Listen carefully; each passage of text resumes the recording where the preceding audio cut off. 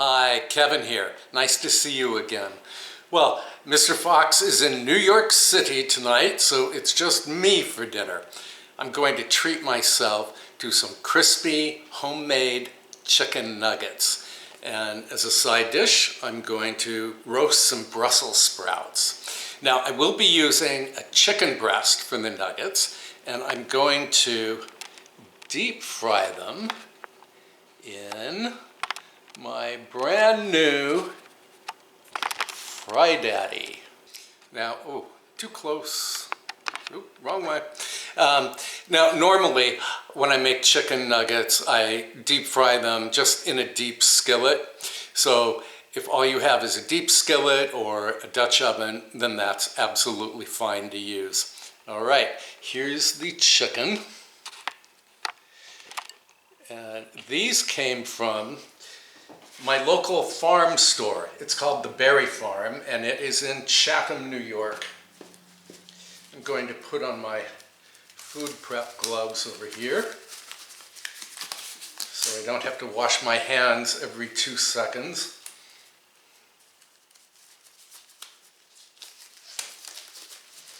Yeah, I do love chicken nuggets. I do not eat them often, okay? This is a rare treat for me. Now, so these breasts are local. They are very small. They're not the kind that, you know, the huge ones that you typically find at the supermarket. And all I'm going to do is cut each half in half. And then I'm going to cut crosswise into, I guess these are about 1-inch morsels.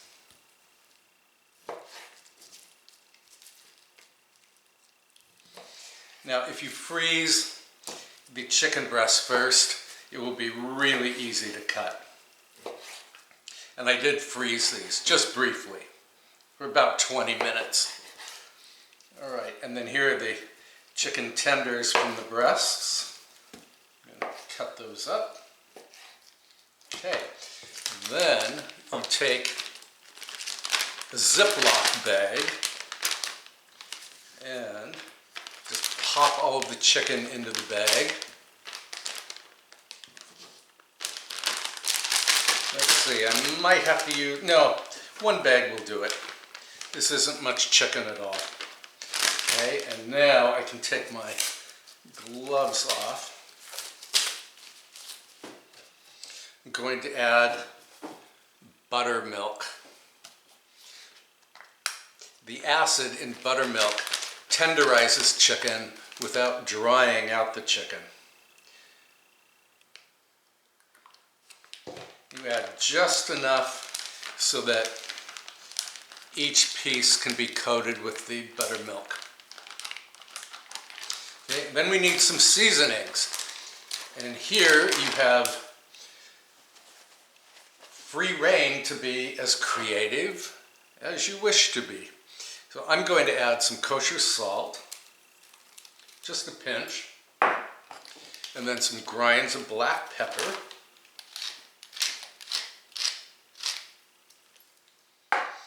and some chili powder, just a few shakes.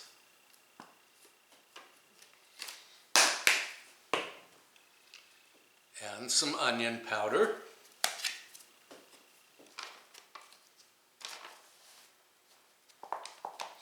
Probably a half teaspoon or so. Well, we'll say between half and 1 full teaspoon. And some garlic powder.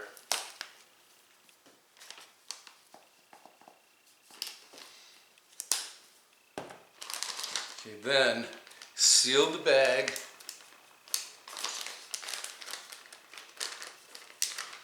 Make sure it's really sealed. Okay. And then just massage the chicken, the buttermilk, and the seasonings. Okay. Then I'm going to pop this into the refrigerator for about 30 minutes, and then I'll come back and show you the next step. All right, the chicken has marinated in the refrigerator for 30 minutes. So now I'm going to drain it.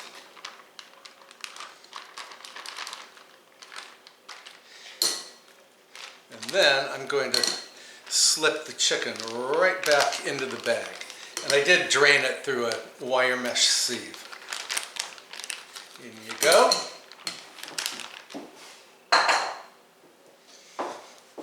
And then I'm going to add some self-rising flour. And if you're wondering how a Yankee boy like me acquired white lily flour, this is very popular in the South. Well, it's because I ordered it on Amazon, and I really like white lily flour, by the way. Okay, now I want to add just enough flour to coat all of the chicken. So maybe 3/4 of a cup. And then seal the bag with the air in it. And you know what to do. Just shake. In the comments section below, let me know if you're old enough to remember the shake and bake commercial. I think it was in the early 1970s. I really liked that commercial. And I made my mother run out and buy a package of shake and bake. But I don't use it anymore. I prefer this kind of chicken. Okay, the chicken is nicely coated. So now I'm going to transfer it. I should have my food prep gloves on, but I don't, okay? I'm going to transfer it to a platter.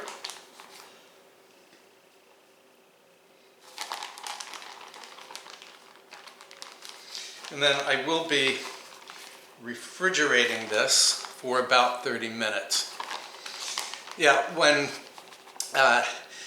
if you chill the chicken in the refrigerator for about a half hour, it will help the breading to solidify and adhere better when the chicken is fried. Okay, well, you get the idea. So I'm putting all of this chicken on the platter, and then I'm going to pop it in the refrigerator for 30 minutes. And then here are the beautiful Brussels sprouts. I picked these up at the same farm store from whence I obtained the chicken. So I've just drizzled them with some olive oil, extra virgin olive oil, and then all they need is some salt and some grinds of black pepper. Give them a toss. Throw them on a baking sheet.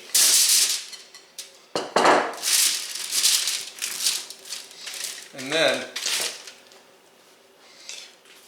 when I get close to frying the chicken, I'm going to pop the Brussels sprouts into the preheated 400-degree oven for about 20 or 25 minutes, just until they caramelize. Okay, we'll come back when we're ready to fry the chicken. All right, my chicken is good and cold. And I have a platter over here lined with paper towels so I can drain the chicken after it is fried. And now I'm going to add the chicken to the hot oil in the Fry Daddy. And the temperature of this oil is about 370 degrees. Yep. Well, it's bubbling away. All right, I'm going to get all of the chicken in here, and then I will come back when it is nice and golden brown.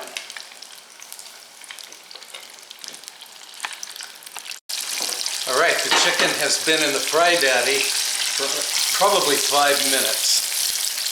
But look at this. Beautiful golden brown.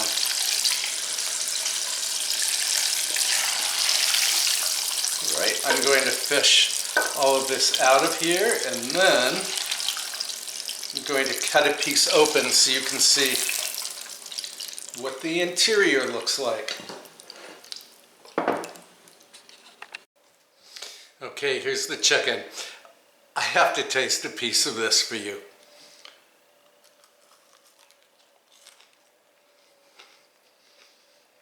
It's really crisp. Look at that. And it's absolutely tender on the inside. It's just perfect. Oh, yum.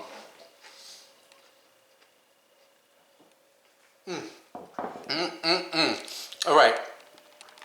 I'm going to fetch the Brussels sprouts from the oven, and then I'll show you what the dinner looks like on the plate.